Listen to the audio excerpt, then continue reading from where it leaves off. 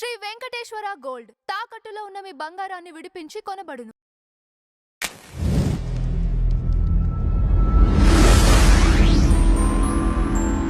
నమస్కారం అఫ్సాన్ రాజు. నమస్కారం.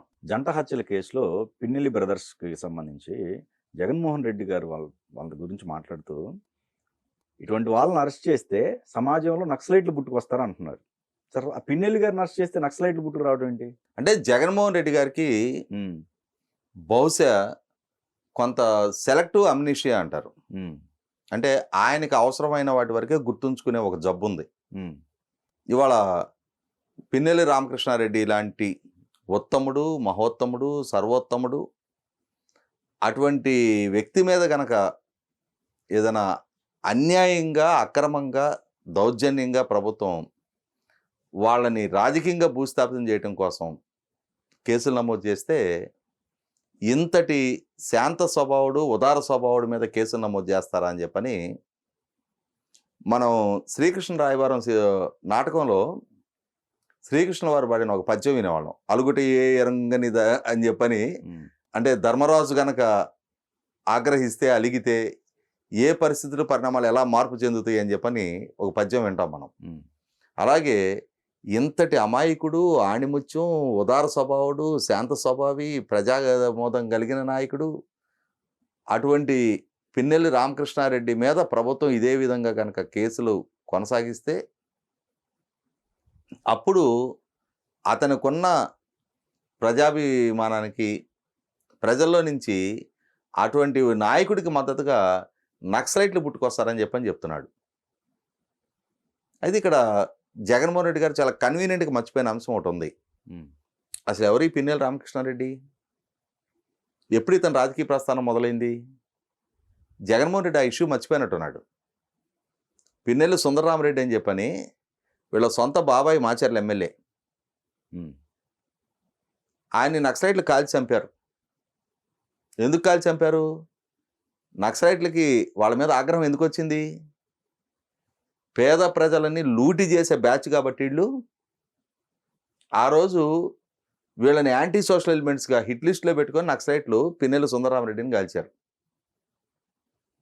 కాలిస్తే ఆయన రాజకీయ వారసుడిగా ఈ పిన్నెల్లి రామకృష్ణారెడ్డి వచ్చాడు. అంటే పేద ప్రజలని పీడ్చుతున్నారు అని చెప్పిన నక్సలైట్లు టార్గెట్ చేసిన సుందరరామరెడ్డి వారసుడు ఈ రామకృష్ణారెడ్డి. ఇతని కోసం నక్సలిజం పుట్టుకొస్తుందా? అయితే మీరు ప్రస్తావించింది చాలా కీలకమైన అంశం. అసలు పిన్నెల్లి రామకృష్ణారెడ్డి నైజం ఏంటి? మరి నిజమే 4 సార్లు గెలిచాడు, వాస్తవమే. మొన్నటి ఎన్నికల్లో 30,000 ఎందుకు ఓడిపోయాడు? అది ఎందుకు చెప్పట్లా? 4 సార్లు గెలిపించిన అదే మాచర్ల ప్రజలు ఈ ఎన్నికల్లో 30,000 మార్జిన్ తోటి ఎందుకు ఓడించారనేది ఎందుకు ఎప్పుడు ఎక్కడ జగన్మోహన్ రెడ్డి ప్రస్తావించడం? ఇక్కడ ఇదే పిన్నెల్లి రామకృష్ణారెడ్డి అతను 2014, 19, 1924 ఈ దశాబ్ద కాలం అంటే చివరి 2 టెన్యూర్లు అతను ఎమ్మెల్యేగా వ్యవహరించిన సందర్భంలో అతని వల్ల జరిగిన కొన్ని ఇన్సిడెంట్లు మెన్షన్ చేస్తా. ఇతను 2014, 19 మధ్యకాలంలో ఈ మధ్యకాలంలో జగన్మోహన్ రెడ్డి గారు అండ్ ఫ్యామిలీ అంటే ఆయన వాళ్ళ అమ్మగారు ఎన్సిఎల్టీలో నేషనల్ కంపెనీ లా ట్రిబ్యునల్లో సరస్వతి పవర్ అండ్ ఇండస్ట్రీస్కి సంబంధించిన భూములు, ఆ కంపెనీ యాజమాన్య హక్కుల మీద తల్లి కొడుకుల పంచాయతీ నడుస్తుంది. ఇక్కడ ఎన్సిఎల్టీలో జగన్మోహన్ రెడ్డి గారికి అనుకూలంగా ఉత్తర్వులు రావటం, తర్వాత ఎన్సిఎల్టీ అప్లేట్ అథారిటీ చెన్నైలో ఈ విజయలక్ష్మి గారు దాఖలు చేసిన పిటిషన్లో ఆమెకు అనుకూలంగా ఉత్తర్వులు రావటం చూసాం మనం. అసలు ఏంటి సరస్వతి పవర్ అండ్ ఇండస్ట్రీస్ అంటే ఆ కంపెనీ ఉందా? ఆ కంపెనీ ఎగ్జిస్టెన్స్లో ఉందా? వీళ్ళ నాయన రాజశేఖర రెడ్డి గారు ఈ రాష్ట్రాన్ని పాలిస్తున్న రోజుల్లో ఆ నాయన కొడుకుగా నేను ఇక్కడ ఒక సిమెంట్ కంపెనీ పెట్టబోతున్నా, నాకు సున్నపరాయి గనులు కేటాయింపు కావాలి అని చెప్పని ప్రభుత్వాన్ని దరఖాస్తు చేసుకొని ప్రభుత్వం ఇంకా ఈయన గనులు కేటాయింపు చేయకముందే వడ్డించేవాడు మా నాయన, భోంచేసేవాడిని నేను, నాకు గాక ఇంకెవరు కేటాయింపులు జరుగుతున్నాయని చెప్పిన ధైర్యంతో ముందుగానే రైతుల దగ్గర ఎకరం ₹1,00,000 భూములు కొన్నాడు. రైతులు ఆ రోజు అడిగారు, పల్నాడు పిడుగురాళ్ళ మండలం చెన్నాయిపాలెం గ్రామస్తులు. ప్రధానంగా బీసీ వర్గాలు అక్కడ ఎక్కువ మంది, యాదవ సామాజిక వర్గాలు ఎక్కువ మంది. వాళ్ళు అడిగారు ఆ రోజు, అయ్యా మరి ఈ భూములు మేము వ్యవసాయం చేసుకొని బతికేవాళ్ళం, మాకు ఇంకొక వృత్తి తెలీదు, ఈ భూములు ఇవాళ మీరు కంపెనీ పేరిట మీరు తీసేసుకుంటున్నారు, మా జీవనోపాధి ఎలా అంటే ఇక్కడ కంపెనీ పెట్టి మీ పిల్లలకు ఉద్యోగాలు ఇస్తానని చెప్పాడు. మీలో పనిచేయగలిగే ఏజ్లో ఉన్న వాళ్ళకి ఉద్యోగాలు ఇస్తాం, లేదంటే మీ పిల్లలకు ఉద్యోగాలు ఇస్తామని చెప్పాడు. సరే వాళ్ళు కూడా సరే లేదు ఎకరానికి 1,00,00,000 ఇస్తున్నారు కదా, సరే మనం కొంచెం పక్కేళ్ళు కొనుక్కుందాం, మన పిల్లలకు ఉద్యోగాలు వస్తాయి కదా అని చెప్పని భూములు ఇచ్చారు. ఆ రోజుల్లో కొనుక్కున్నాడు. వాళ్ళ నాయన సునప్రాయ గనులు కేటాయింపు చేశాడు. ఇప్పటికీ 18 సంవత్సరాలు గడిచింది. దాని చుట్టూ కాంపౌండ్ వాళ్ళు కూడా గట్ల కంపెనీ పెట్టే సంగతి దేవుడు ఎరుగు. ఇటువంటి పరిస్థితుల్లో 2014లో అప్పుడు టీడీపీ గవర్నమెంట్ అధికారంలోకి వచ్చిన తర్వాత స్థానిక శాసనసభ్యుడు ఎరపతినేని శ్రీనివాస్ గారిని ఈ రైతులు కలిశారు. ఎమ్మెల్యే గారు వాళ్ళు కంపెనీ పెట్టట్లేదు, ఏం పెట్టట్లేదు, మా ఉపాధి పోయింది, మా పిల్లలకు ఉద్యోగాలు అన్నారు, అవి అన్నారు, ఇవి అన్నారు, వాళ్ళు ఎప్పుడు కంపెనీ పెడితే అప్పుడు దాకా మేము అందులో సాగు చేసుకుంటామని అడిగారు. ఆయన కూడా సరే మీరు కంపెనీ పెట్టే వరకు మీరు సాగు చేసుకోమని చెప్పని వాళ్ళని సాగు చేసుకోమన్నారు. నీకు వచ్చే నష్టం ఏముంది దాంట్లో? కాకుంటే రైతుల దగ్గర కౌలు వసూలు చేసుకో. నిజంగా నేను సామాన్యుడు చిన్న రైతుల పక్షపాతి అయితే చిన్న సన్నకారు రైతులేగా ఖాళీగా అడవిలాగా పెరుగుతుందిగా, వాళ్ళ దగ్గర కొన్న భూములే కవి వాళ్ళు కౌలుకు చేసుకుంటారు, నీకు వచ్చే నష్టం ఏముంది? దానికి ఈ పిన్నెల్లి రామకృష్ణారెడ్డికి చెప్తే ఈ పిన్నెల్లి రామకృష్ణారెడ్డి మాచర్ల నుంచి ట్రాక్టర్లలో జనాలను వేసుకొని వెళ్ళి నాటు బాంబులు బరిసెలు గొడ్డలతో రైతుల మీద, చిన్న సన్నకారు రైతులు వాళ్ళ తలలు పగల కొట్టించాడు.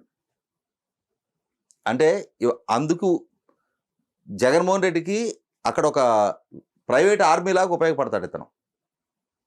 మొన్న 2019లో ఇతనే స్వయంగా ముఖ్యమంత్రి అయ్యాడు.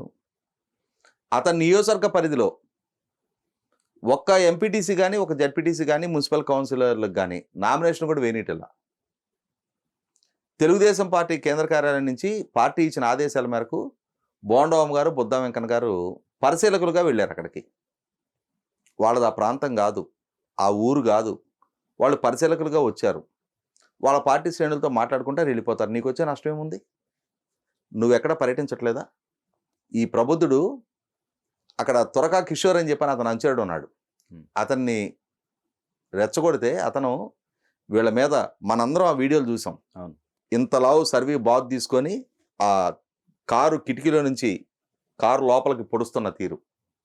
అదృష్టవశాత్తు వాళ్ళు ప్రాణాలతో బయటపడ్డారు. ఆ తర్వాత ఇదే పిన్నెల్లి రామకృష్ణారెడ్డి జగన్మోహన్ రెడ్డి తీసుకున్న అనాలోచిత, అవివేకపు, అజ్ఞానపు 3 రాజధానుల ప్రస్తావన, దానికి వ్యతిరేకంగా రాజధాని ప్రాంత రైతులు నేషనల్ హైవే ముట్టడి అని చెప్పిన ఒక కార్యక్రమం తీసుకున్నారు. తీసుకుంటే ఈ పిన్నెల్లి రామకృష్ణారెడ్డి వాళ్ళని రెచ్చగొట్టే ఉద్దేశంతో, అక్కడ శాంతి భద్రతల సమస్య సృష్టించే ఉద్దేశంతో సర్రన ఈ కారు వేసుకెళ్ళి వాళ్ళ మధ్యలో ఆపాడు. వాళ్ళ మీదకి ఆల్మోస్ట్ తొక్కిచ్చేట్టుగా కొంత ఉద్రిక్తత చెలరేగింది. మా మీద ఇట్లా దాడి చేస్తావా అని చెప్పని ఆ రైతులు కూడా కొందరు ఎగబడిపోతే కొందరు రైతులు సమయంతో వాళ్ళని ఆపారు. ఇతనికే నష్టం జరగల.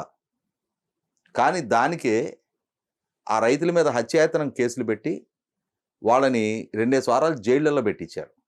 అంటే పూర్వ గుంటూరు జిల్లాలో ముఖ్యంగా పల్నాడు ప్రాంతంలో జగన్మోహన్ రెడ్డికి ఒక ప్రైవేట్ ఆర్మీ లాగా ఈ పిన్నెల్లి రామకృష్ణారెడ్డి సోదరులు ఉపయోగపడ్డారు. ఆయన అంటున్నాడు నిన్న రిగ్గింగ్ను అడ్డుకోవటానికి ఈవీఎం బద్దలు కొట్టాడంట. అంటే రిగ్గింగ్లను అడ్డుకోవటానికి ఈవీఎంలు బద్దలు కొట్టచ్చా? మరి పిన్నెల్లి రామకృష్ణారెడ్డి లేకపోతే మీ నియోజకవర్గంలో మీ నాయన మీద, నీ మీద బోల్డ్ కేసులు ఉండేవి. ఏం కేసులు అవి? బూత్ క్యాప్చర్ కేసులు, పోలీసుల మీద దాడులు చేసిన కేసులు. నువ్వు చెప్పుకునే మహానేత ఆయన మీద ఉన్న కేసులన్నీ అవే. నీ మీద కూడా ఉన్నాయి ఆ కేసులు. ఇవాళ పిన్నెల్లి రామకృష్ణారెడ్డి అంటే అటువంటి నైజంతో పెరిగి అటువంటి రాజకీయాలు చేసిన మీకు పిన్నెల్లి రామకృష్ణారెడ్డి ఈవీఎం బద్దలు కొట్టడం నేరం అనిపిట్లా. ఇవాళ పిన్నెల్లి రామకృష్ణారెడ్డి మీద హత్యాభియోగాలు వచ్చినాయి. ఆ నియోజకవర్గంలో జరిగిన ఒక జంట హత్యల్లో ఇతని ప్రమేయం ఉంది అని చెప్పిన ఆరోపణలు వచ్చినాయి. అతనేమి అతని ఇంట్లో చొరబడి జుట్టు పట్టుకొని బయటకు ఈడ్చుకు రాలేదే. అతని మీద కేసు నమోదైన తర్వాత అంటే బాధితులు ఇతని ప్రమేయం ఉంది అని చెప్పని ఫిర్యాదు ఇచ్చిన తర్వాత ఇతను హైకోర్టుని అప్రోచ్ అయ్యాడు ముందస్తు బెయిల్ కోసం. హైకోర్టు ఇతని బెయిల్ ప్రతిపాదన రద్దు చేసింది. ముందస్తు బెయిల్ రద్దు చేసి ముందస్తు బెయిల్ ఇవ్వడానికి కుదరదు అని చెప్పని ఇతను పిటిషన్ డిస్మిస్ చేసిన తర్వాత ఇతను సుప్రీంకోర్టుకి వెళ్ళాడు. సుప్రీంకోర్టు ఇతనికి మధ్యంతర ఉత్తర్వులు ఇచ్చింది, మీరు ఇమ్మీడియట్గా ఇతను అరెస్ట్ చేయకండి అని చెప్పని. తర్వాత ఫైనల్గా విచారణ జరిపిన తర్వాత ప్రభుత్వం నుంచి సబ్మిట్ చేసిన సాక్ష్యాధారాలు పరిశీలించిన తర్వాత హత్య కేసులో ఇతన్ని కస్టోడియల్ విచారణ జరపాల్సిన అవసరం రీత్యా ఇతనికి ఇచ్చిన మధ్యంతర ఉత్తర్వులు రద్దు చేస్తున్నాం, నువ్వు ఇమ్మీడియట్గా వెళ్ళి పోలీసులకు సరెండర్ కమ్మని చెప్పని ఆదేశాలు ఇచ్చింది సుప్రీంకోర్టు. అంటే అన్ని వెసులుబాట్లు నువ్వు ఉపయోగించుకున్నాక కూడా నీ ప్రమేయం నిర్ధారణ అయ్యే సాక్ష్యాధారాలు ఉన్నాయి కాబట్టి అక్కడ ఇవాళ నీ బెయిల్ రద్దవుతుంది. సరెండర్ కావడానికి 2 వారాల టైం మీరు అడిగారు, న్యాయస్థానం ఇచ్చింది. ఇవాళ మీరు స్వేచ్ఛగా బయటే సంచరిస్తూ ఉన్నారు, మిమ్మల్ని ఎవరు జుట్టు పట్టుకొని లాక్కొచ్చి లాకప్లో పెట్టలా. అయినా సరే వాళ్ళ మీద విక్టింగ్ కార్డు అంటే వాళ్ళకి ఏదో నష్టం జరిగిపోతుంది అని చెప్పని దీన్నే మనకి మొగుని కొట్టి మొగసాలకు ఎక్కింది అంటారు కదా, అలాగే జగన్మోహన్ రెడ్డి కూడా అతని పార్టీ నాయకులు వాళ్ళు మైనింగ్ అక్రమాలకు పాల్పడతారు, ప్రైవేటు వ్యక్తుల అంటే ప్రజలకు సంబంధించిన ఆస్తులు కొట్టేస్తారు, దాడులు దౌర్జన్యాలు చేస్తారు, ప్రజాస్వామ్యాన్ని హరించేలాగా ప్రయత్నం చేస్తారు. నాడు ఎన్నికలకు ముందు జోలకంటి బ్రహ్మారెడ్డి గారిని ఇప్పుడు శాసనసభ్యులు ఆయన తెలుగుదేశం పార్టీ ఇన్ఛార్జిగా ప్రకటించిన తర్వాత ఆయన తన నియోజకవర్గ వ్యాప్తంగా ఇదేం కర్మ ఈ రాష్ట్రానికి అని చెప్పని పార్టీ ఇచ్చిన ఒక ప్రోగ్రాం చేస్తూ ఉన్నారు. ఆ మాచర్లో ఒక వార్డులో ఆ ప్రోగ్రాంలో పాల్గొంటున్నారు. ఈ త్వరగా కిషోర్ అనే ముఠ వాళ్ళ మీద దాడి చేసి అక్కడ ఘర్షణ జరిగితే ఆ రోజు స్థానిక తెలుగుదేశం నాయకుల ఇళ్ళన్నీ ధ్వంసం చేశారు. జోలకంటి బ్రహ్మారెడ్డి గారి నివాసం ఉంటున్న ఆయన ఇంట్లోనే ఆ మాచర్ల నియోజకవర్గ కార్యాలయం నడుస్తూ ఉంది, దాన్ని తగలబెట్టారు. వీళ్ళు శాంతమూర్తులా? వీళ్ళ మీద విచారణ జరిపితే వాళ్ళ ప్రమేయం నిర్ధారణ అయ్యే సాక్ష్యాధారాలతోటి కేసులు నమోదైతే నీకు నొప్పిగా ఉందా? అటువంటి వాళ్ళ మీద చర్యలు తీసుకుంటే నక్సలైట్లు పుట్టుకొస్తారా? ఇక్కడ ఈ పదే ఈ నక్సలైట్ ప్రస్తావన ఇతను తెస్తున్న మేరకు 2003 అక్టోబర్ 1వ తారీఖు అలిపిరి దగ్గర చంద్రబాబు నాయుడు గారి మీద క్లేమర్ మైన్లో దాడి జరిగింది. ఆ దాడి కేసు విచారణ చేసిన సందర్భంలో గంగిరెడ్డి అనే అతని ప్రమేయం నిర్ధారణ అయింది. ఆ గంగిరెడ్డి నాడు రాజశేఖర రెడ్డితోటి తర్వాత రోజుల్లో జగన్మోహన్ రెడ్డితోటి అంటగాగిన నేపథ్యం ఉంది. అదే సందర్భంలో ఇవాళ రీసెంట్గా కానూరు ఆటోనగర్లో 27 మంది మావోయిస్టులు పట్టుబడ్డారు. ఆ పట్టుబట్ట సందర్భంగా కూడా ఇప్పుడు అడవుల్లో జరుగుతున్న ఆపరేషన్ కగారు నేపథ్యంలో వాళ్ళు ఏదైనా మైదాన ప్రాంతంలో ఏదైనా యాక్టివిటీ చేయడానికి ఇక్కడికి వచ్చారా అని చెప్పిన అనుమానాలు కూడా ప్రజల్లో చాలా విస్తృతంగా బలపడ్డాయి. ఇప్పుడు జగన్మోహన్ రెడ్డి 2014 నుంచి పదే చంద్రబాబు నాయుడు గారిని లక్ష్యంగా చేసుకొని ఆయన నడిబజార్లో కాల్చాలి అని చెప్పని, ఆయన్ని ఉరిదీయాలి అని చెప్పని, మొన్నటి ఎన్నికల్లో కూడా బావిలో దూకమని చెప్పని గాడిదతో పోల్చారు. అదే నిన్న ప్రెస్ మీట్ లో నిన్నటి ప్రెస్ మీట్ లో గాడిదలు కాస్తున్నారా అని చెప్పని, నిద్రపోతున్నాం అంటే ఇటువంటి అసంబద్ధ ఈ ప్రేలాపనలన్నీ అంటే ఒక రకంగా ఆయనలో ఉన్న పేరుకుపోయిన ఉన్మాదాన్ని ప్రస్ఫుటం చేసే స్టేట్మెంట్లు ఆయన. ఇంకోటి భువనేశ్వర్ గారిని కూడా ఏకవచనంతో అది కూడా చెప్తా. ఈ విధంగా వ్యవహారం చేస్తున్న నేపథ్యంలో ఇప్పుడు ఈయన నక్సలైట్లు పుట్టుకొస్తారు అంటున్న వ్యాఖ్యకి, విజయవాడలో దొరికిన నక్సలైట్లకి బహుశా చంద్రబాబు నాయుడు గారినో లోకేష్ గారినో పవన్ కళ్యాణ్ గారినో లక్ష్యంగా చేసుకొని తాను పదే ప్రస్తావిస్తున్న నడిబాదల్లో కాల్చాలి, ఉరిదీయాలి, బావిలో దూకి చావాలి ఇలాంటి వ్యాఖ్యల్ని వాస్తవ రూపంలో నిజం చేయటం కోసం ఈ Jaganmohan Reddy and co and ముఠ వీళ్ళు ఏదైనా కుట్రలకు పాల్పడ్డారా అని చెప్పనే అనుమానం కూడా నాకు బలపడుతుంది. కాబట్టి ఇవాళ న్యాయస్థానాల్లో ఈ మావోయిస్టుల కస్టడీ పిటిషన్ విచారణ జరుగుతూ ఉన్నాయి. ఈ సందర్భంగా నేను పోలీసులకి ఇంటెలిజెన్స్ వాళ్ళకి కూడా అసలు మావోయిస్టులు ఇక్కడ ఆశ్రయం పొందటం వెనకున్న కుట్రకోణం ఏంటి, దాంట్లో జగన్మోహన్ రెడ్డి కానీ ఆయన ముఠాకు సంబంధించిన నాయకులు కానీ వ్యక్తులు కానీ ప్రమేయం ఏమైనా ఉందా అనేది కూడా ఒకసారి లోతైన విచారణ జరిపి నిర్ధారణ చేసుకోవాల్సిన అవసరం ఉంది. ఎందుకంటే ఇతని వ్యవహార శైలి, ఇతను వాడుతున్న భాష చూస్తే. అలాగే మీరు ఇందాక ప్రస్తావించిన ఇంకొక అంశం, నిన్న ఇదే ప్రెస్ మీట్లో పోలీసు ఉన్నతాధికారుల గురించి ప్రస్తావిస్తున్నాడు.